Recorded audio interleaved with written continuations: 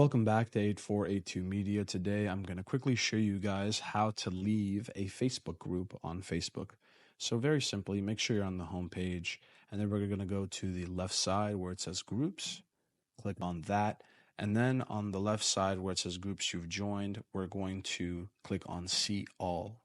So these are all the groups that you've joined so far, and you can decide which one you want to leave. So let's say I want to leave FSU carpool. We're going to click on the three dots right to the right of where it says view group, and then scroll down and click leave group. Now we're going to click on whether or not prevent people from inviting you to join this group again. We'll turn that on. Click on leave group.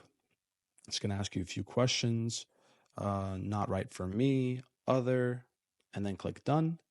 And now in a few, you'll see that this group has been that you've left this group. So that's how you leave groups on Facebook. Thank you guys for watching, and have a great day.